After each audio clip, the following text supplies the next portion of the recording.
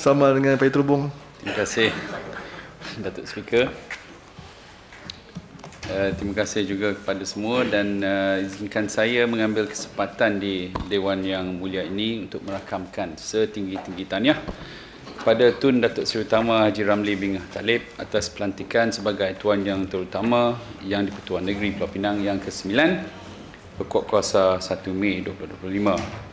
Semoga pelantikan ini akan memacu kecemerlangan negeri Pulau Pinang dan membawa manfaat yang besar kepada negeri yang kita cintai ini.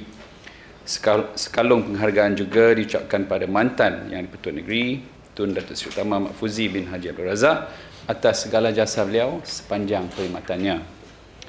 Di kesempatan ini juga saya ingin menyampaikan ucapan takziah kepada keluarga Allahyarham Tun Abdullah Ahmad Badawi yang telah meninggalkan kita pada 14 April yang lalu. Semoga arwah ditempatkan di kalangan orang-orang yang beriman, daripadanya kita hidup dan kepadanya kita kembali. Datuk Yang Dipertua, berkenaan persoalan Yang Berhormat Seri Delima berkenaan elemen pelancongan dan rekreasi di Silicon Island, sukacita dimaklumkan pulau tersebut memang dirancang secara mampan dan menyeluruh dengan menerapkan elemen-elemen nilai tambah, sektor pelancongan dan juga penyediaan ruang rekreasi awam. Antaranya adalah kawasan Heart of the Island ataupun HOTI yang telah diperuntukkan sebagai hub komersial dan tarikan pelancongan ikonik bertaraf dunia yang menampilkan pelbagai elemen menarik seperti kesenian dan kebudayaan, makanan dan minuman serta hiburan bertaraf antarabangsa. HOTI turut berperanan sebagai pusat perdagangan dan hub perniagaan utama ataupun Central Business District, termasuk perkhidmatan perniagaan global ataupun Global Business Services. Ia dirancang dengan integrasi pelbagai mod pengangkutan seperti transit aliran ringan LRT, bas transit pantas ataupun BRT, taksi air serta jaringan laluan basikal dan pejalan kaki yang menyeluruh bagi menyokong mobiliti awal dan akhir perjalanan, first mile and last mile, serta memastikan kesinambungan perjalanan yang lancar. Selain itu, perancangan pembangunan Silicon Island juga telah mengambil kira ruang rekreasi dan alam semula jadi. Sebagai makluman yang berhormat, sekitar 400 ekar daripada keluasan tanah Silicon Island diperuntukkan untuk rangkaian biru hijau, iaitu kawasan terbuka dan rekreasi yang merangkumi taman bandar, kawasan lapang, alur hijau saliran mesra alam, green swales, saluran air yang boleh dilalui, serta 110 km rangkaian laluan basikal dan pejalan kaki. Aktiviti rekreasi turut dirancang di sepanjang 3 km pantai awam, persiaran promenad serta 3.5 km muara dan kawasan tanah lembap ataupun wetlands yang menempatkan habitat paya bakau sebagai sebahagian daripada tarikan Eco Pelancongan. Pengunjung juga boleh menikmati pengalaman unik dan menyeluruh sepanjang 6 km laluan terusan dan saluran air. Keseluruhan elemen ini menyokong gaya hidup sihat dan kelestarian di samping berpotensi menjadi tarikan pelancongan utama untuk mengukuhkan identiti Silicon Island sebagai destinasi pelaburan dan pelancongan bertaraf antarabangsa yang berteraskan prinsip ESG ataupun alam sekitar, sosial dan tadbir urus. Datuk Yang Dipertua, Pulau Pinang kekal sebagai antara penyumbang utama KDNK per kapita dan KDNK negara. Pertumbuhan positif yang berterusan bagi produk elektrik, elektronik dan optikal bagi sektor pembuatan yang kekal unggul dari negeri ini telah mengimbangi kadar pengucupan ekonomi nasional. Sebagai sebuah negeri perindustrian dan negeri yang aktif dari segi ekonomi yang memberi punca pendapatan pada rakyat negeri-negeri utara, Pulau Pinang telah mengalami pertambahan kepadatan penduduk dan bilangan kenderaan saban tahun. Maka infrastruktur yang setimpal perlu diberikan untuk menyokong pemantapan dan perkembangan zon industri di Bayan Lepas, Batu Kawan, Perai serta Central Business District, Georgetown. Projek-projek yang dirancang di bawah PTMP adalah amat penting dalam penguraian trafik dan menggalakkan penggunaan pengangkutan awam kelak. Pada tahun 2015, Kerajaan Negeri telah meluluskan PTMP, Pelan Induk Pengangkutan, yang merangkumi strategi pengangkutan darat dan laut yang komprehensif, cekap dan bersepadu. Jadi di bawah PTMP ini banyak sistem-sistem yang dijalankan seperti LRT, BRT, tram, taksi, ferry dan juga taksi air untuk mencapai penggunaan pengangkutan awam sebanyak 40%. Itu adalah hasrat. Dan pelan tersebut juga mengambil kira impak keberkesanan komponen, penggunaan tanah, bilangan penduduk, kawasan membangun, ekonomi, status bandar warisan UNESCO dan lain-lain lagi di pulau termasuk di seberang perai. Dapatan daripada kajian ini bertujuan agar pelaksanaan komponen-komponen PTMP tersebut berdaya maju dan akan membawa lebih banyak kebaikan dari segi ekonomi dan sosial pada rakyat. Jadi untuk menjawab persoalan Yang Berhormat Sungai Dua berkenaan kajian penentuan jajaran LRT dan juga mod pengangkutan, sebagai maklumat Yang Berhormat, jajaran LRT Laluan Mutiara yang telah dimuktamadkan bersama Kerajaan Persekutuan melalui MRT Corp sebagai agensi pelaksana telah mengambil kira kriteria-kriteria seperti kadar penumpang ataupun ridership, mod perkongsian ataupun mod sharing serta teknologi-teknologi terkini pengangkutan awam yang bersesuaian dengan permintaan taburan penduduk serta topografi Pulau Pinang untuk menentukan jajaran serta mod pengangkutan yang sewajarnya. Malah jajaran asal telah pun memperolehi segala kelulusan wajib yang diperlukan seperti skim rail, EIA, SIA, HIA Heritage Impact Assessment dan TIA Traffic Impact Assessment.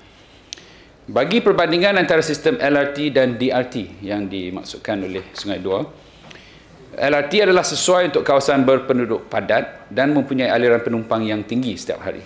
Manakala DRT lebih sesuai untuk kawasan pinggir bandar atau berpenduduk rendah dan yang tidak efisien untuk laluan tetap. Pembangunan LRT sememangnya akan menelan belanja yang tinggi. Walau bagaimanapun, dengan mengambil kira kos per penumpang setelah beroperasi, ia akan menjadi rendah jika kita menggunakannya secara maksimum. Manakala DRT memerlukan lebih banyak kenderaan kecil dan juga pemandu yang akan memerlukan kos pengoperasian yang tinggi jika permintaan tidak stabil. Kedua-dua mod pengangkutan tersebut adalah sebagai sistem pelengkap ataupun complementary dan bukannya bersaing antara satu sama lain. Pemilihan mod pengangkutan yang bersesuaian diputuskan selaras dengan keperluan unjuran penumpang serta kos pembangunan dan pengoperasian yang berkadaran dengan kemampuan keuangan bagi memastikan sistem pengangkutan yang dibina adalah mampan. Bagi mengoptimumkan kos pembangunan infrastruktur, pihak kerajaan telah mempertimbangkan pembinaan secara modular dengan mengambil kira keperluan semasa dan juga keperluan akan datang dengan kos pembangunan serta kos operasi. LRT merupakan sistem yang mampan kerana telah pun wujud di pasaran bagi tempoh masa yang lama. Selain itu, berkenaan stesen LRT yang dikatakan oleh Sungai Dua terletak jauh daripada lapangan terbang antarabangsa, Sungai Dua kata 200 meter. Sebenarnya Yang Berhormat, maklumat yang tepat berdasarkan reka bentuk terkini, stesen hanya 120 meter daripada lapangan terbang. Jadi tidaklah jauh sangat, dan selain akses berjalan kaki berbumbung, laluan berbantu mobility ataupun mobility assisted pathways serta laluan pejalan kaki yang bergerak travelator turut dipertimbangkan dalam reka bentuk terperinci. Bagi persoalan berkenaan kaedah sambungan LRT dari Pulau ke Penang Central, sebagai maklumat Yang Berhormat, MRT Corp memaklumkan bahawa sambungan jajaran tersebut telah pun ditetapkan dengan menggunakan kaedah jambatan merentasi Selat Pulau Pinang sepanjang 3.2 km yang telah mengambil kira impak terhadap alam sekitar. MRT Corp juga kini sedang melaksanakan penilaian risiko marin ataupun Marine Risk Assessment sebelum pembinaan jambatan tersebut dimulakan. Datuk Mentua, isu-isu berbangkit serta cadangan berkenaan pelaksanaan LRT ini dibangkitkan oleh ramai ahli Yang Berhormat.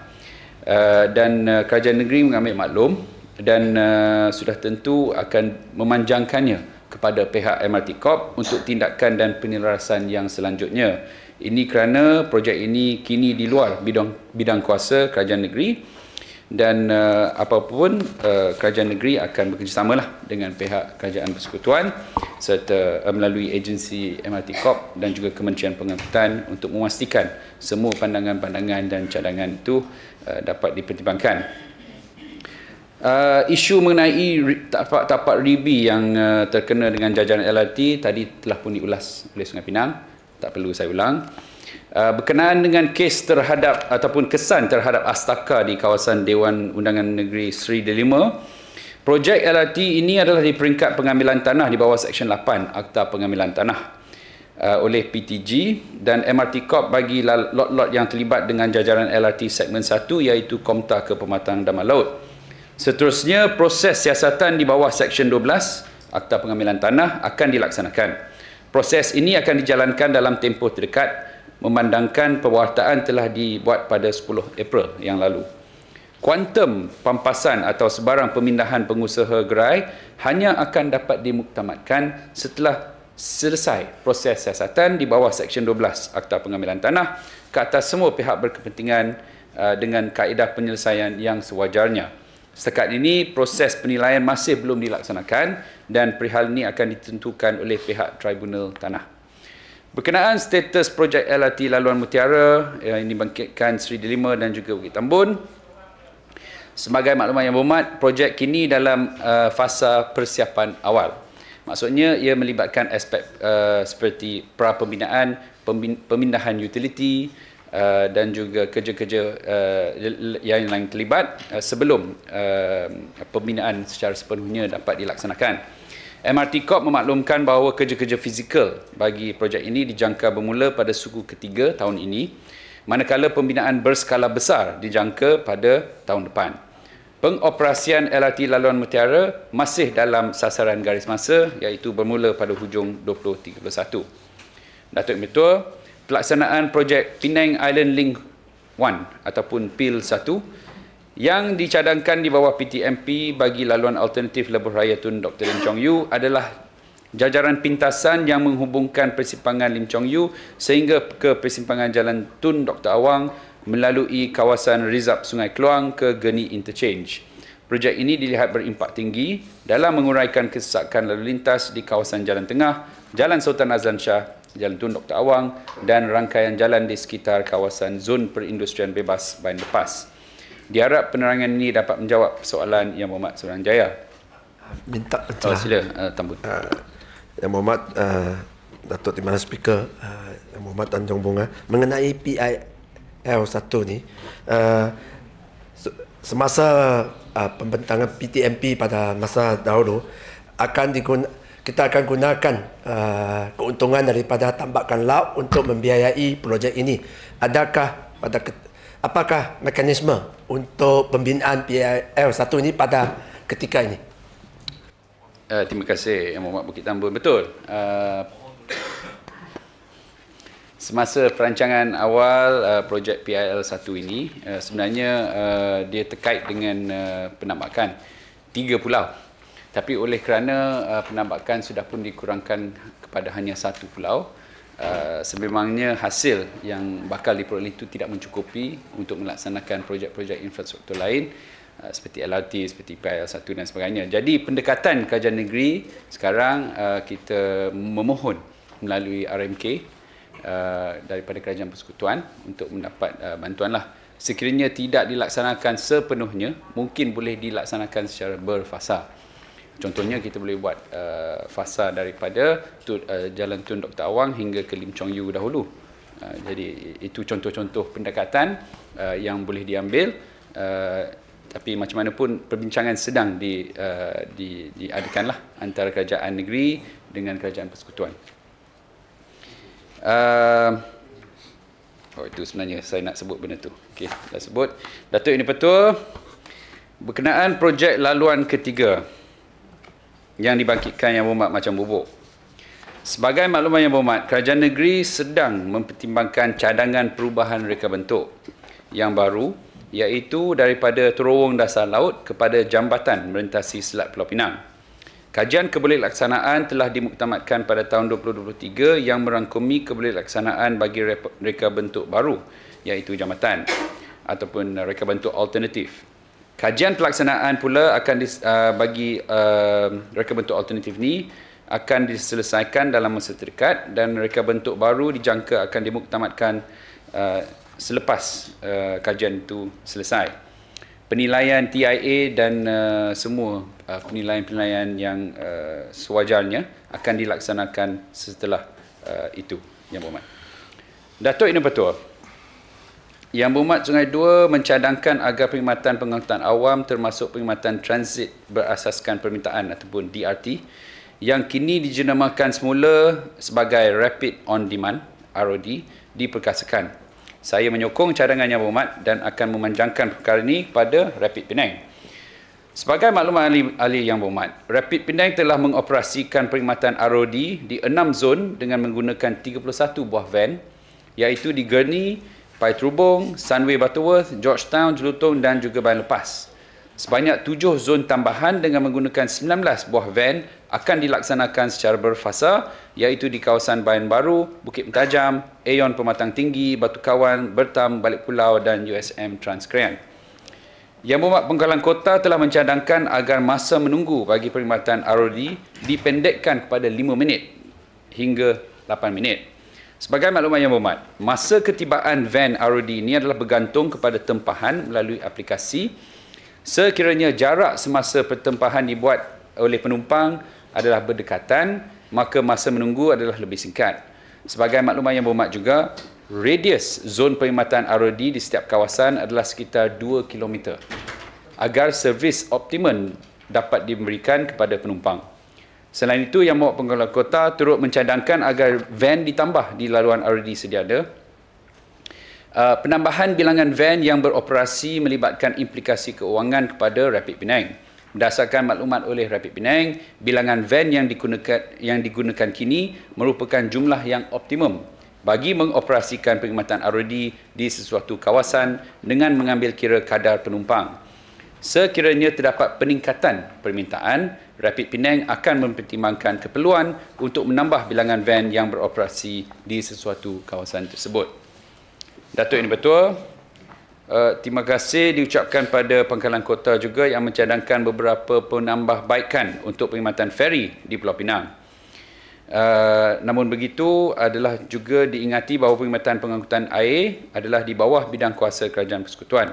Pun begitu, Penang Port Sdn Bhd selaku pengendali feri sedang melaksanakan beberapa langkah penambahbaikan terhadap perkhidmatan sedia ada, termasuk dari aspek jadual operasi, kapasiti perjalanan serta kemudahan di terminal.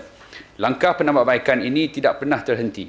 Oleh itu, usaha menambah baik perkhidmatan ini akan terus dilaksanakan secara berfasa dengan mengambil kira keperluan rakyat, kelestarian operasi dan juga aspek keselamatan.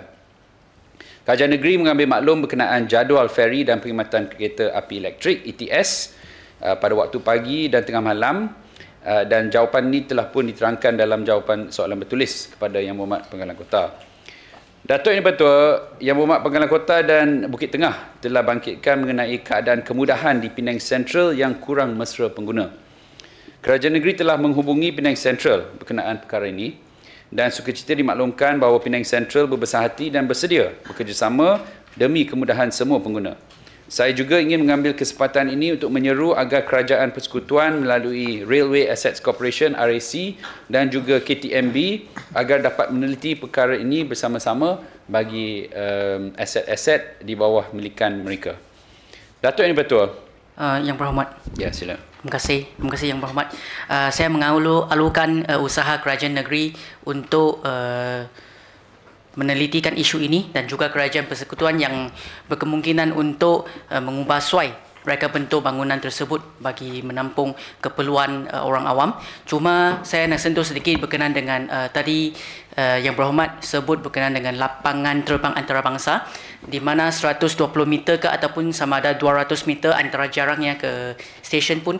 Saya rasa kalau reka bentuk bangunan tersebut adalah di atas level yang rata, level yang sama, jarak itu masih okey, masih boleh diterima. Cuma kalau reka bentuk ada laluan landai tanpa eskalator dan dia menjadi masalah. Dan juga akses untuk lift dan eskalator adalah amat penting. Terima kasih. Terima kasih Penggalan Kota, dan sebenarnya perkara yang sama telah dibangkitkan oleh Yang Berhormat Menteri Pengangkutan semasa mesyuarat antara kerajaan negeri dengan kementerian.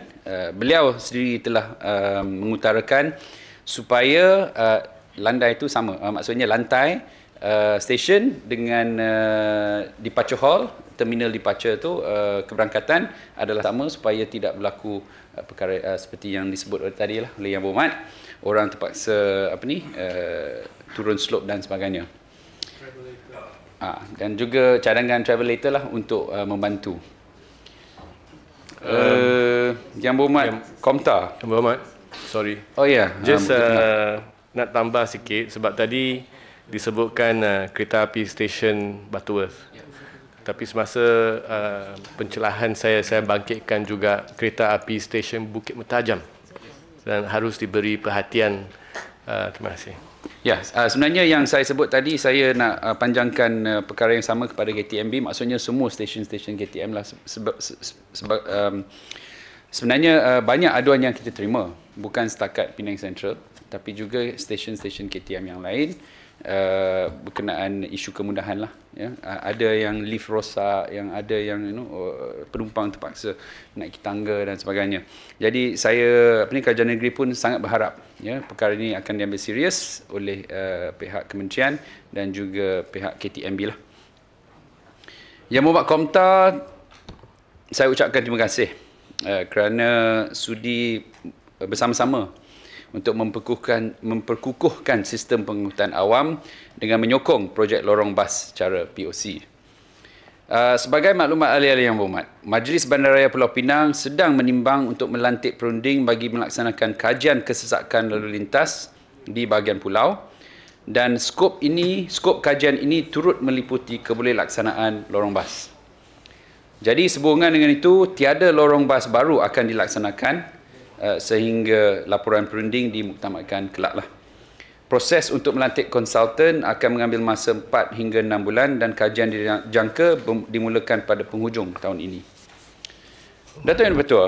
Minta besar, Yang Berhormat Tan Jong Wah, harus diingatkan juga semalam semasa perbahasan saya ada mengatakan bahawa yang jarak di antara drop-off point ataupun pick-up point Penang Central untuk road rapid on demand memang jauh sedikit, dan memang orang cakap apa tu, memang ada satu cabaran lah apabila berlakunya cuaca buruk.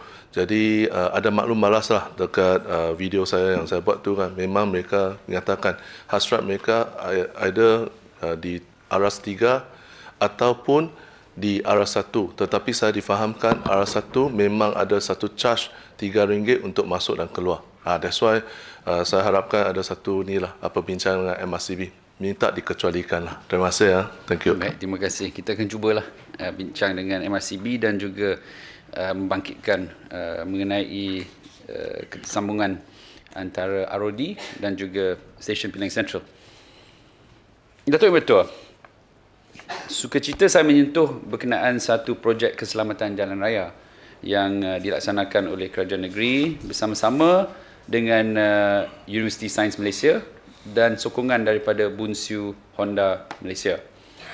Ini adalah projek Sistem Pengurusan Keselamatan Perjalanan ataupun Commuting Safety Management System, CAMS, projek CAMS, yang telah dilaksanakan, dan kita telah melaksanakan projek ini di kawasan perindustrian Batu Kawan yang disertai dan disokong penuh oleh 14 buah syarikat di kawasan tersebut.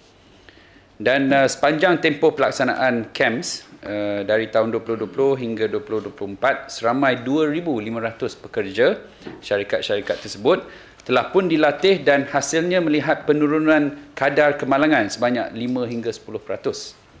Selain daripada latihan kepada penunggang motosikal, CAMS juga menekankan pengumpulan dan penganalisaan data dalam usaha mengurangkan kadar kemalangan dan juga kecederaan. Contohnya, data menunjukkan bahawa kecederaan paling utama merupakan kecederaan tangan. Maka sarung tangan keselamatan telah pun dibekalkan kepada penunggang-penunggang motosikal, dan langkah ini telah berjaya mengurangkan kecederaan tangan sebanyak 100%. Ini bermaksud produktiviti syarikat juga tidak terjejas kerana pekerja masih boleh bekerja walaupun terlibat dalam kemalangan ringan. Analisa data juga telah membantu mengenal pasti lokasi-lokasi yang paling berisiko agar intervensi dapat dilaksanakan. Sukacita dimaklumkan, dalam tempoh 2 tahun yang lalu tiada kemalangan maut dilaporkan bagi pekerja-pekerja yang telah mengambil bahagian dalam latihan CAMS. Oleh itu, kerajaan negeri sedang menimbang untuk memperluaskan projek CAMS ini kepada semua penjawat awam yang menunggang motosikal ke tempat kerja serta pemandu e-hailing. Saya berharap agar usaha kerajaan negeri untuk meningkatkan keselamatan jalan raya di negeri ini dapat sokongan penuh daripada ahli-ahli yang berhormat. Dato' Yang Betul, bagi menjawab persoalan mengenai keselamatan cyber yang dibangkitkan oleh Muhammad Bagan Dalam, sebagai maklumat yang berhormat, kerajaan negeri melalui BTM KN telah membangunkan Dasar Keselamatan IT ataupun DKICT yang berkuat kuasa pada 27 Februari 2009. Bermula dengan versi 0.0, DKICT dipinda dan ditambah baik beberapa kali sehingga ke versi 2.1 yang berkuat kuasa pada 24 Disember 2019. Namun begitu, selari dengan perkembangan semasa dan keperluan standard ISO 27001 ISMS, Polisi Keselamatan Cyber PKS versi 1.0 telah pun dibangunkan bagi menggantikan DKICT dan ini telah dikuatkuasakan mulai 31 Mei 2024 yang merangkumi pengurusan risiko keselamatan, kawalan akses, perlindungan data dan juga pelan tindak balas insiden.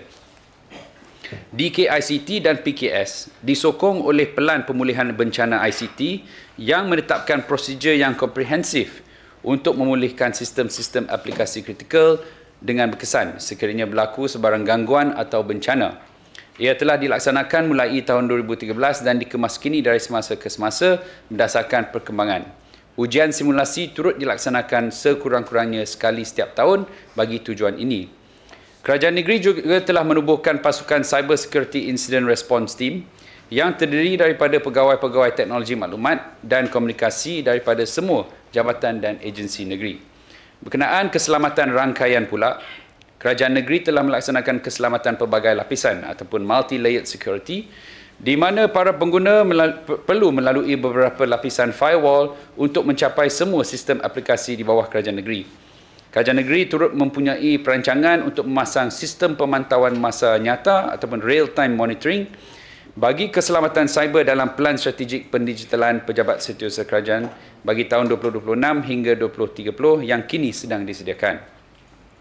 Selain itu, kerajaan negeri menjalinkan kerjasama erat bersama agensi-agensi pakar seperti National Cyber Coordination and Command Centre, National Cyber Security Agency dan Cyber Security Malaysia dalam melaksanakan latihan berterusan bagi pegawai-pegawai yang menguruskan keselamatan cyber di jabatan dan agensi negeri bagi memastikan pegawai-pegawai tersebut mempunyai kemahiran yang selaras dengan perkembangan teknologi terkini. Sebagai maklumat yang berhormat, kerajaan negeri telah pun memperuntukkan sebanyak RM577,950 khusus untuk penyelenggaraan sistem perkakasan dan perisian keselamatan cyber bagi tahun 2025. Kerajaan negeri sentiasa berusaha dalam memastikan langkah-langkah segera dan menyeluruh diambil bagi memastikan semua sistem aplikasi digital berada pada tahap keselamatan cyber yang tertinggi. Inisiatif-inisiatif yang dilaksanakan ini adalah selaras dengan panduan daripada NAKSA dan menunjukkan komitmen negeri terhadap perlindungan infrastruktur digital serta keselamatan maklumat di negeri ini. Datuk Yang Betul, saya ingin mengambil kesempatan di Dewan Yang Mulia ini juga untuk memaklumkan pada ahli-ahli yang berhormat berkenaan satu inisiatif pendidikan baru di negeri Pulau Pinang iaitu penubuhan 42 Penang. Institusi ini adalah sebuah sekolah pengekodan, coding school, sepenuh masa yang percuma dan terbuka kepada semua yang berumur 17 tahun ke atas. 42 Penang adalah sebahagian daripada rangkaian Global 42 Network yang kini mempunyai lebih 50 kampus di seluruh dunia. Sebagai maklumat ahli yang berhormat, pendekatan pembelajaran yang dilaksanakan dalam 42 Penang ini adalah sedikit berbeza dengan yang biasa kerana ia tidak mempunyai guru, tiada kelas dan semua pelajar belajar melalui rakan sebaya ataupun peer-to-peer learning dengan pengendalian projek yang sebenar.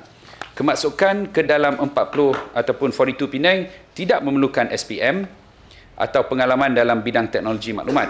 Calon hanya perlu lulus ujian logik atas talian dan menyertai bootcamp selama 4 minggu. Jika lulus, mereka boleh terus menyertai program tersebut yang akan mengambil masa di antara 12 hingga 18 bulan.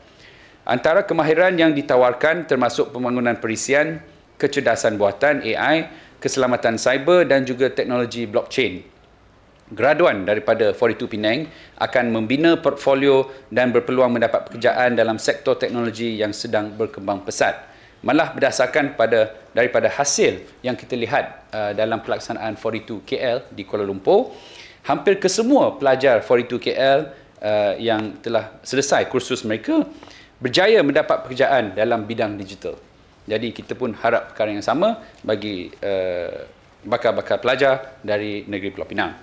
Datuk Yang Betul, saya ucapkan terima kasih pada Yang Berhormat Pangkalan Kota, Sungai Puyu, Bukit. Sekiranya boleh. atau time is precious. Izinkan saya berkenaan dengan 42 Penang ni. Saya sangat menghargailah program yang sangat cukup baik saya rasa. Cuma soalan saya is bagaimanakah kita boleh scale program-program sebegini dan STEM kepada semua sekolah, khususnya di kawasan-kawasan yang ada di luar bandar dan sebagainya yang kurang akses dan yang miskin. Isu yang saya bangkitkan ini sebab saya khawatir. Saya lihat sekarang kadar technological progress, sama ada teknologi ataupun lebih penting lagi sekarang AI ni, dia sebegitu cepat. Tiap-tiap hari dia ada pembaharuan baru. Dulu kita kata buat coding is something that is important untuk semua orang belajar. Tapi sekarang tak payah lagi belajar coding pun. Guna bahasa biasa pun sudah boleh buat application di banyak platform. Jadi yang saya takut ni, walaupun kita nak masukkan infrastruktur ini semua, in 5 years time when we have the network dan structure, things would have progressed 10 tahun ke depan. Apa pandangan Yang Berhormat? Terima kasih Yang Berhormat Bukit Tengah. Dan sebenarnya saya setuju sangat dengan pandangan Yang Berhormat. Sebenarnya dan isu ini menjadi antara isu atau kekangan di peringkat universiti.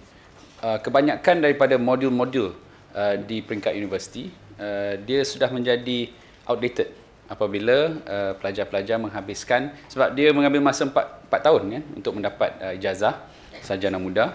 Dan untuk sesuatu subjek itu untuk ilmu-ilmu yang akan dimasukkan ke dalam kurikulum subjek tersebut, dia perlu melalui proses yang panjang juga. Jadi sebenarnya dalam dunia digital yang begitu cepat, yang kita lihat teknologi evolve dengan begitu cepat, kebanyakan masalah yang dihadapi adalah kemahiran yang dipelajari oleh pelajar dalam universiti, apabila dia tamat pelajaran sudah menjadi outdated. Tapi itu kelebihan 42 Penang. 42 Penang ini adalah sebahagian daripada 42 Network yang berpusat di Paris. Dan modul-modul latihan adalah yang paling terkini. Dan dia akan update selalu sebab dia objektif, matlamat yang utama bagi Ecole 42 ataupun 42 Network ini adalah untuk memastikan semua kemahiran-kemahiran yang diajar adalah selaras dengan keperluan masa kini. Jadi sebab itu kita lihat hasil di 42 KL yang dijalankan di Kuala Lumpur dan juga di 42 yang lain di seluruh dunia. Semua pelajarnya sebenarnya cepat mendapat pekerjaan, malah ramai yang telah diberi penawaran kerja sebelum tamat kursus mereka di 42. Jadi itulah kelebihannya. Tapi dari segi bagaimana kita nak scale perkara itu menjadi satu cabaranlah. Tapi di Pulau Pinang kita mempunyai banyak agensi-agensi seperti TechDome, Penang STEM, dan kita nak create apa yang dikatakan sebagai talent pipeline, yang di mana sebagai contoh Datuk Yang Dipertua, TechDome Penang mempunyai latihan-latihan program-program di peringkat sekolah rendah. Itu untuk menanam minat dalam sains dan STEM di kalangan murid-murid kita. Dan kemudian bila masuk kepada sekolah menengah, ada pula program-program yang dijalankan oleh Penang STEM. Sebagai contoh, Penang STEM mempunyai program yang melibatkan semua murid-murid yang mengambil subjek computer science dalam sekolah-sekolah kebangsaan dan juga jenis kebangsaan. Semua murid-murid di Pulau Pinang yang mengambil subjek mata pelajaran computer science akan dijemput untuk melalui latihan dan juga kursus program di bawah Penang STEM. Dan 346. Yang Muhammad Datuk Keramat lagi juga tahu berapa banyak sekolah dan murid yang terlibat. Dan murid-murid daripada Penang STEM ini yang telah melalui kursus ini akan juga diberi exposure kepada 42 Penang di tingkat atas. Jadi semua dalam bangunan yang sama. Jadi dengan itu kita boleh create talent pipeline, bermula dari sekolah rendah lagi ke sekolah menengah dan kemudian ke tertiary education, sekolah tinggi ataupun universiti dan sebagainya. Jadi inilah cara bagaimana kerajaan negeri begitu serius untuk memastikan talent pipeline ni akan berterusan di negeri kita untuk memenuhi kehendak industri masa depan. Ya, teruskan kita jumpa. Lagi. Sebab saya nampak tadi ada pertidihan dengan Datuk Keramat. Nanti Datuk Keramat nanti nak cakap apa pula. Mungkin juga masa Datuk Keramat jeling pada tadi dah. Mungkin masa Datuk Keramat boleh menjelaskan lagi lah, sebab ini lebih kepada pendidikan. Kan? Tetapi cuma yang sebab Yang Berhormat Tanjung Bunga dalam membangkitkan STEM, dan saya melihat sekarang ini bila kita sebut STEM pun dan budak-budak sekolah yang sekarang memasuki dalam science stream memang sedang menurun. Our objective for 60-40 sampai hari ini kita tak dapat untuk mencapai. Ini menjadi satu masalah. So yang berkenaan dengan awareness, saya haraplah mungkin nak cadangkan kepada kerajaan ataupun Yang Berhormat, sama ada kita boleh mulakan satu kempen, kempen AI for all. Maksudnya di mana kesedaran ini boleh dibawa kepada semua budak-budak sekolah, that they are exposed to AI tools dan sebagainya. Minta maaf. Tanjung Bunga. Terima kasih Bukit Tengah. Saya rasa kalau reserve untuk TKM. Kita biar TKM 2 yang jawab. Beliau pun ada jawapannya. Okey, ini berkenaan kerja raya projek lebuh raya bertingkat Juru Sungai Dua yang dibangkitkan Bukit Tengah, Bukit Tambun, Seberang Jaya, Sungai Dua, Sungai Buyu, Pengalang Kota. Sebagai maklumat Yang Berhormat, projek lebuh raya bertingkat Juru Sungai Dua kini berada dalam fasa akhir reka bentuk dan kerja fizikal dijangka bermula pada suku keempat tahun ini. Projek sepanjang 17.4 km dirancang bagi memisahkan trafik tempatan daripada trafik aliran terus di lebuh raya Utara Selatan. Kerajaan negeri sedar akan keperluan perancangan menyeluruh bagi projek ini, maka penilaian impak lalu lintas ataupun TIA dan juga Pelan Pengurusan Trafik TMP sedang disediakan oleh perunding yang dilantik oleh Lembaga Lebuh Raya Malaysia LLM, termasuk cadangan lencongan dan mitigasi kesesakan di kawasan kritikal seperti Juru Autocity, Jalan Baru dan Bulatan Seberang Jaya. Kerajaan negeri juga telah mengambil langkah awal dengan mewujudkan Task Force Kesesakan Lalu Lintas yang dianggotai oleh semua agensi teknikal agar isu-isu kesesakan sepanjang projek-projek mega yang berjalan dapat ditangani dengan lebih berkesan.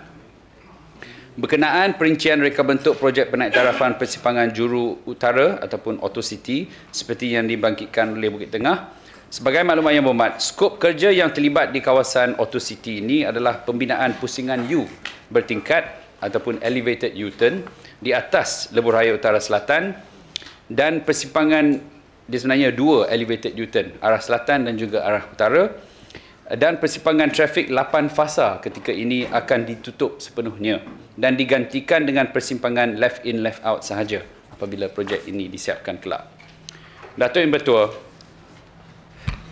Yang Berhormat minta pencerahan Yang Berhormat Kepala Speaker Tanjung Bunga tentang ni bypass ni dia akan memendekkan perjalanan antara Juru sehingga ke Sungai Dua sedia ada, tetapi local route ini akan timbul masalah, terutama kalau sekarang nak dari Juru ke Sungai Dua, ke jalan Sungai Dua, dia akan menggunakan bawah jalan sedia ada. Mungkin trafik pada masa itu akan jauh lebih tinggi daripada sebelum pelaksanaan flyover, sebab pelaksanaan highway ini mungkin akan memendekkan perjalanan daripada Juru ke Betam, tetapi memanjangkan masa perjalanan daripada Juru ke Jalan Sungai Dua.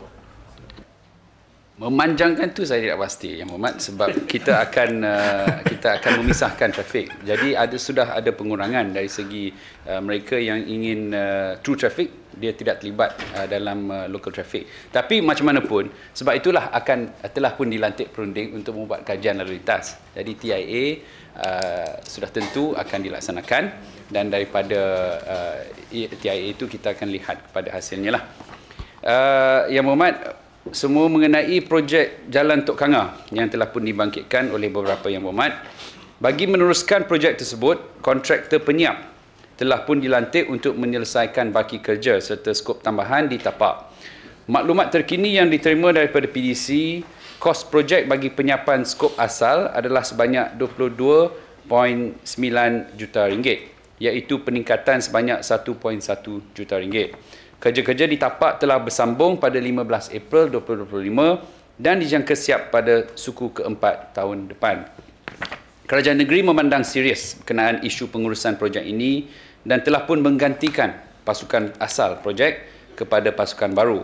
Sebagai maklumat ahli Yang Berhormat, wang jaminan pelaksanaan dari kontraktor asal turut ditahan. Sebarang kos tambahan dari kos kontraktor penyiap akan dituntut ke atas kontraktor asal. Berkenaan Jalan Pintasan Sungai Bakap, JKR kini... Sorry, just penjelasan. Saya nak tahu bila sebahagian projek telah pun disiap sebelah kiri saya ingat, right? Dan on the right belum siap lagi lah, sebelah kanan. So soalan saya ada bilakah trafik boleh bermula menggunakan bahagian yang telah siap itu satu. Dan untuk bahagian yang no, I think it's more. Last time you said that it was supposed to finish by June. Almost all of the left side, sebahagian kiri. The construction is already, the basic construction itu pun sudah siap. So jadi soalan tu saya yang pertama lah. Dan yang kedua, maintenance sebahagian yang sedang diguna sekarang yang sedia ada tu, kena tengoklah, kena minta JKR untuk ada PDC untuk betul-betul menyelenggara lah, banyak aksiden, lubang-lubang dan sebagainya. Ya, terima kasih Bukit Tengah. Sebenarnya kerajaan negeri mengambil maklum mengenai kemalangan yang kerap berlaku dan juga keadaan pembukaan jalan yang perlu diberi perhatian. Perkara ini dah berulang kali kita menekankan kepada PDC dan setelah at least dilantik sebuah kontraktor baru, kontraktor baru, maka kita mengharapkan agar kontraktor baru ini boleh lebih proaktif lah. Dulunya dia terdapat satu masa tu setelah ataupun dalam ketika kita nak menamatkan kontrak itulah, kontraktor yang lama tu dia sudah tidak mengambil tanggungjawab untuk memastikan keadaan tapak itu diselenggara dengan betul. Dan oleh itu, sebab dalam keadaan itu, kalau PDC nak masuk buat kerja pun, dia sebenarnya it will go afoul of the contract, because tapak itu milik kontraktor yang asal. Tapi perkara itu pun telah pun diselesaikan dan kontraktor baru telah pun dilantik. Yang belah kiri tadi yang disebut oleh Yang Berhormat, yang tu saya perlu semak sebab saya rasa lampu-lampu jalan pun belum dipasang kalau tak silap, dan sama ada bila dia bersedia untuk dibukakan pada orang awam, yang tu perlu semakan yang lanjutlah. Saya akan maklumkan kepada Yang Berhormat. Jalan Pintasan Sungai Bakap, ahli-ahli Yang Berhormat, kini dalam penyediaan kertas pertimbangan MMK bagi permohonan peruntukan untuk pelaksanaan kerja-kerja awalan. Ia adalah tertakluk kepada ketersediaan peruntukan semasa di pihak JKN. Satu perbincangan turut diaturkan bersama pihak PDC untuk membincangkan pelaksanaan projek ini di bawah PDC atas cadangan daripada Yang Berhormat Ketua Menteri. Tapi belum bincang lah. Harap mungkin mungkin dari segi peruntukan. Bagi menjawab berkenaan isu kualiti jalan raya di Pulau Pinang, khususnya jalan FT006 yang dibangkitkan oleh Yang Berhormat Pulau Betong, kerajaan negeri mengambil maklum dan juga telah memaklumkan kepada pihak JKR supaya jalan persekutuan ini dapat diselenggara. Dan untuk makluman Yang Berhormat, JKR telah pun menerima peruntukan untuk pembaikan jalan tersebut yang turut meliputi kawasan Astaka di Titi Teras ke Balai Bomba dan juga Balai Bomba Balik Pulau, dan akan melaksanakan kerja-kerja pembaikan di tapak bermula bulan Jun 2025. Datuk Yang Bertuah, Seterusnya, pelaksanaan pakej 2 projek Tempatan Banjir Taman Bunga Raya dan Taman Sintat. Sebagai makluman yang berhormat, projek tersebut kini dalam fasa cadangan konsep di mana perunding lantikan MBSP sedang dalam proses penyediaan pelan pindaan reka bentuk yang baru. Bagi mengurangkan risiko kejadian banjir di kawasan tersebut, Kerajaan Negeri melalui JPS melaksanakan pendalaman dan penyelenggaraan berkala Sungai Perai di sekitar kawasan Kampung Manggis dan juga Kampung Tok Sani. Berkenaan isu Sungai Perai mati yang cetek, tersumbat dan juga terkambus yang dibangkitkan oleh Yang Berhormat Sungai Dua. Sebagai maklumat Yang Berhormat, JPS melaksanakan kerja-kerja penyelenggaraan secara berkala bagi saluran utama di kawasan tersebut seperti kerja-kerja pemotongan rumput dan juga pengorekan enapan sebagai tindakan penyelesaian jangka pendek.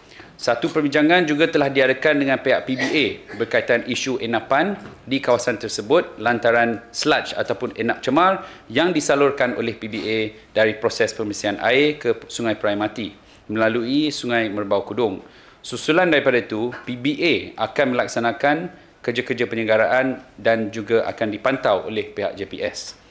Tapi sebagai maklumat pertambahan, PBA telah pun melantik sebuah syarikat swasta untuk membina sistem pemprosesan enap cemar di Sungai Dua. Dan kerja-kerja pembinaan ini telah pun berlangsung sejak bulan Mac 2025. Walau bagaimanapun, memandangkan komponen recovery plant masih belum siap sepenuhnya, sebahagian daripada enap cemar masih lagi terpaksa dibuang ke Sungai Perai. Loji sludge recovery ini dijangka akan beroperasi sepenuhnya pada bulan Julai tahun ini. Maksudnya, setelah siap, loji rawatan sludge ini apabila beroperasi, sebab sekarang ni dia masih belum, the recovery facility tu masih belum boleh dioperasi, tapi apabila dioperasi maka isu sludge itu tidak akan berlaku lagi lah, Yang Berhormat. Tanya Bunga. Ya, sila. Isu Sungai Perai Mati ni, jadi yang baru ni cerita baru lah, cerita lama, mendapat lama tu yang terkambuh Sungai Perai tu, saya mohon dikorek lah oleh pihak PBA. Yep. Kerana sekarang ni kalau sungai ni kalau ada pokok kemelin tu, mana kita air dah buah, tapi sekarang ni pokok menerung lah. Pokok menerung maknanya dia memang cetek, memang ada terkambuh betul. Dan kita harap sangatlah, sebab apa? Sebab hujan sikit dah dia dah tak boleh ni, dah ada banjir dah naik sebab sungai tu dah terkambuh. Dia minta ni lah, ni nak mari ni musim monsun ni, kena buat cepat. Terima kasih. Yang ni kita sebenarnya telah minta ihsan PBA lah dan mereka telah setuju. Saya akan panjangkan supaya pengorekan dibuat dengan betul lah. Sebagai tindakan jangka panjang, Kerajaan Negeri juga telah memohon peruntukan dalam Rolling Plan 1 RMK 13 untuk rancangan tempatan banjir Sungai Perai. Yang tu untuk jangka panjang lah, Yang Berhormat. Berkenaan dengan isu keselamatan penduduk berdekatan dengan projek RTB Sungai Pematang Rawa yang dibangkitkan oleh Seberang Jaya, untuk maklumat Yang Berhormat, Kerajaan Negeri mengambil maklum dan memberi perhatian serius akan keadaan keselamatan di tapak. Susulan daripada kejadian kemalangan tersebut, JPS telah mengambil langkah dan mengarahkan pihak kontraktor yang dilantik untuk meningkatkan langkah keselamatan di tapak. Antara langkah yang telah diambil adalah pelaksanaan mesyuarat tapak sebanyak 2 kali sebulan, di samping pemantauan di tapak oleh JD SPT sebanyak 2 kali sehari. JPS juga telah mengarahkan kontraktor untuk mempercepatkan pembinaan pagar keselamatan railing di sekeliling kawasan pembangunan, menyiapkan pembinaan jalan mengikut spesifikasi yang telah ditetapkan serta menambah papan tanda dan juga pepasangan amaran di tapak tersebut. JPS sentiasa memantau rapat prestasi kerja kontraktor dan memandang serius setiap aduan yang diterima dengan mengarahkan pihak kontraktor untuk melaksanakan kerja-kerja pembaikan dari semasa ke semasa. Untuk maklumat Yang Berhormat, kemajuan projek sudah 65% dan dijangka siap pada tahun depan bulan Jun. Berkenaan dengan projek RTB Sungai Nyok yang dibangkitkan oleh Yang Berhormat Bahagian Dalam, Kerajaan Negeri juga menyokong penuh hasrat Yang Berhormat dan akan berusaha untuk memastikan peruntukan dapat diperolehi daripada Kerajaan Persekutuan. Untuk maklumat Yang Berhormat, ia akan dibentangkan kepada Kementerian Peralihan Tenaga dan Transformasi Air ataupun PETRA pada akhir bulan ini untuk kelulusan. Bagi menjawab soalan Yang Berhormat Pematang Pasir berkenaan dengan kejadian banjir pada 21 April di kawasan sekitar Kampung Kubang Semang, Kampung Petani, Kampung Pelet dan Bukit Indra Muda. Sebagai maklumat Yang Berhormat, kejadian banjir tersebut adalah disebabkan oleh pertembungan dua faktor utama, iaitu hujan lebat di luar jangka dan juga peningkatan paras air sungai. Berdasarkan data daripada stesen hujan Kubang Semang, jumlah hujan yang direkodkan adalah sebanyak 105 mm dalam tempoh 1 jam. Itu adalah hujan yang sangat-sangat lebat Yang Berhormat, dan juga 120 mm dalam tempoh 2 jam. Kadar air yang luar biasa tinggi juga telah mencetuskan aliran permukaan yang besar dalam tempoh yang singkat. Paras air Sungai Perai pada ketika itu direkodkan pada ketinggian 2.9 meter, iaitu melepasi paras bahaya, dan manakala paras air laut direkodkan pada ketinggian 1.6 meter dan menunjukkan tren menaik sekitar jam 3 pagi, sekaligus menyukarkan pengaliran keluar air dari sistem parit ke sungai dan laut. Datuk Yang Bertuah, berkenaan status terkini rundingan projek bekalan air antara Pulau Pinang dan Perak seperti yang dibangkitkan oleh beberapa Yang Berhormat, Kementerian Petra telah pun mengeluarkan kenyataan tender bagi pelantikan perunding reka bentuk projek infrastruktur melibatkan sumber air bermula dari Sungai Perak hingga terusan besar untuk projek Sungai Perak pada 27 Disember 2024. Ia kini dalam peringkat penilaian tender dan SST dijangka dikeluarkan pada bulan Jun 2025. Sebagai maklumat Yang Berhormat juga, Kerajaan Negeri telah mengemukakan surat hasrat kepada Kerajaan Negeri Perak berkenaan cadangan penubuhan jawatan kuasa khas bagi membincangkan perkara-perkara teknikal pada 23 Januari 2025. Sedang masih lagi menunggu maklum balas daripada pihak Kerajaan Negeri Perak. Berkenaan status 4 projek daripada 8 projek utama bekalan air yang dibangkitkan oleh Yang Berhormat Sungai Bakap, Kerajaan Negeri telah mengemukakan kertas permohonan notis perubahan ataupun NOC, Notice of Change, projek Rumah Pam Lahak Yoi di bawah pakej projek pembesaran empangan Bengkuang pada 30 Oktober 2024 dan beberapa maklumat tambahan melalui bahagian bekalan air Petra. Pihak kementerian dalam proses semakan teknikal sebelum dikemukakan kepada Kementerian Ekonomi. Berkaitan itu, projek saluran paip dwi-fungsi juga termasuk di dalam skop bagi pemindahan Rumah Pam Lahak Yoi dan sedang dalam proses semakan teknikal oleh Petra. Projek pembinaan takungan air pinggiran sungai ataupun TAPS di Sungai Krian dan juga Sungai Muda kini dalam peringkat kajian oleh pihak perunding RPM Engineers yang dilantik oleh bahagian bekalan air Petra. Kajian pembangunan sumber air mentah dari lembangan Sungai Krian termasuk keberlaksanaan pembesaran empangan Bukit Pancor seberang Perai Selatan dilaksanakan untuk mengenal pasti lokasi yang berpotensi bagi keperluan TAPS dan keperluan teknikal dari segi reka bentuk. Ia dijangka siap pada bulan Oktober 2026. Untuk menjawab Yang Berhormat Bukit Tambun berkenaan loji rawatan air Mengkuang Park. Untuk maklumat Yang Berhormat, PBA telah mengesahkan bahawa SST telah pun dikeluarkan. Yang Bukit Tambun pun dah hilang. Pada 26 Mac dan kontraktor sudah pun masuk tapak pada 19 Mei. Sabtu ini Yang Amat Berhormat CM akan membuat groundbreaking lah. Dah nak habis Yang Berhormat. Okey, ini ya, sila. Terima kasih Esko Tanjung Bunga. Saya nak tanya berkaitan tentang air. Berapakah isi rumah atau domestik kegunaan setiap hari? Untuk makluman Esko, di kawasan Dun Sungai Bakap, Saintek dah beli tanah seluas 708 ekar, sedang dalam proses pembinaan di situ. Cuma saya nak dapat kepastian berapa jumlah purata setiap rumah sehari guna berapa liter. Terima kasih. Saya tidak mempunyai maklumat tersebut. Ada, saya pun lupa dah. Memang ada. Ada apa-apa? Ya. Okay, tapi dari segi per capita, penggunaan air per capita dalam lingkungan 280 liter sehari seorang. Tapi untuk isi rumah tu saya tidak pastilah. YBS ko, minta sikit. Minta maaf lah, minta jasa baik, selit sikit lah. Saya nak cakap tentang pembangunan di Batam Perdana 6, iaitu sekitar Lahak Tiang lah. saya tengok plan untuk pembangunan kawasan tu, dia buat jalan 3-2. Maksudnya 3 belah ni, 2 belah tu. Soal dia sampai 3 km jadi 2-2. Dan pembangunan ni dia hanya sampai tang jalan simpang PKD dengan Betang Perdana. Situ akan jadi 1-1 balik. So ikut jawapan YB dulu ni, jalan PKD hanya akan dibuat ingat 10 tahun lagi ikut. So jadi kalau lah siap, lah ni pembangunan tengah rancak ni, saya rasa mungkin dalam setahun siap lah tu. So kalau kata lah ni 3-2, 2-2 sampai tang simpang PKD Terminal 11, bayangkan macam mana. So minta bagi perhatian kawasan ni lah. Terima kasih. Terima kasih Yang Mohd Pilihan Tunggal. Yang Mohd Tanjung Bunga. Okey. Tak. Sikit boleh. Saya biar dah ni. Sikit saja. Pasal ni pasal sekolah. Tadi Yang Mohd cakap, saya ni semua dapat bertulis. Yang Mohd jawab cara bertulis.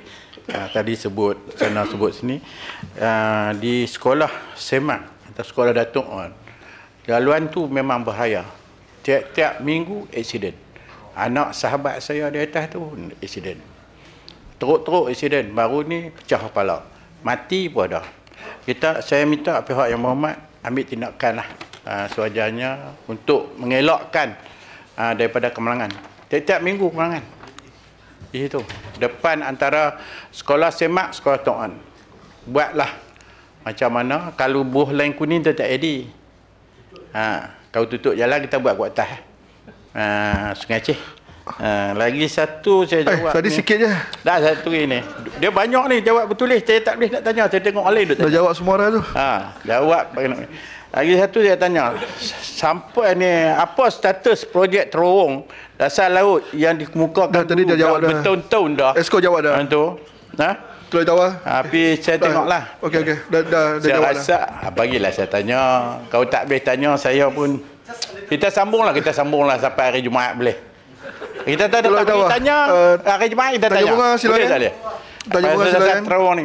Saya dah tanyalah pintu masuk tang mana, pintu keluar tang mana, sampai ke hari ni tak ada lagi plan. Tolong tahu isu terowong tadi dah jawab dah tadi. Jawab tapi jawab betul ni. Tak ada kot tadi. Jawab plan lama dah buat plan tak siap-siap. Okey silakan Tanjung Bunga. Terima kasih Tanjung Bunga. Okey, terima kasih. Berkenaan dengan sekolah, sebenarnya Kerajaan Persekutuan baru-baru ini pun telah membuat satu ketetapan bahawa had laju di kawasan sekolah akan dikurangkan pada 30 km sejam. Dan Kerajaan Negeri pun menyambut baik cadangan tersebut dan saya dimaklumkan akan dilaksanakanlah dalam masa yang terdekat. Dan selain daripada itu, sekiranya ada apa-apa penambahbaikan untuk sekolah yang tersebut yang khusus, kita boleh bincang untuk meningkatkan keselamatan. Okey, Datuk Yang Betul, ini last. Okey, saya suka cerita nak maklumkan kepada semua ahli-ahli yang berhormat di sini. Sungai Bakap baru keluar. Dia sebenarnya pagi tadi saya ada sebut sedikit mengenai projek yang baru diluluskan oleh PBA. Jadi di sini saya ingin maklumkan bahawa Lembaga Pengarah PBA telah pun meluluskan projek kecemasan untuk pembinaan loji rawatan air yang baru di Bukit Panco dengan kapasiti 50 juta liter sehari ataupun MLD. Dan projek ini akan dilaksanakan secara PFI, Private Financing Initiative, melalui kaedah BOT ataupun Build, Operate, Transfer dengan konsesi selama 30 tahun. Sistem rawatan air yang akan digunakan adalah kaedah DAF ataupun Dissolved Air Flotation, iaitu sistem yang sama dengan modul tambahan 10 MLD yang telah siap dibina di Bukit Panco pada Disember 2023. Projek kecemasan ini dijangka mengambil masa 14 bulan sahaja untuk siap dengan anggaran kos sebanyak RM122 juta. Namun pelaksanaannya tertakluk kepada semua kelulusan wajib oleh pihak SPAN dan juga pihak-pihak berkuasa lain. Apabila siap, loji rawatan baru ini akan menambah 50 MLD kepada sistem bekalan air negeri Pulau Pinang dan sudah tentu membantu memenuhi keperluan air di daerah seberang perai selatan. Datuk Mertua, untuk mengakhiri ucapan saya, Kerajaan Negeri amat komited untuk memastikan pembangunan ekosistem pengangkutan, kerja raya, tebatan banjir, teknologi maklumat, bekalan air dan juga utiliti lain dengan kaedah yang paling cekap, mampan dan selamat bagi kemaslahatan bersama. Diharapkan segala pertanyaan ahli-ahli yang berhormat telah dapat saya rungkaikan di kesempatan ini. Justru Kerajaan Negeri berharap agar semua pihak termasuk jabatan dan agensi negeri, kerajaan persekutuan, pihak swasta dan juga setiap lapisan masyarakat dapat bekerjasama dan sentiasa menyokong setiap inisiatif kerajaan negeri bagi membangunkan dan memajukan Pulau Pinang ke arah mencapai visi Penang 2030. Sekian, terima kasih dan saya mohon menyokong. Terima kasih Tanjung Bunga. Hai, tepuk kuat lembak.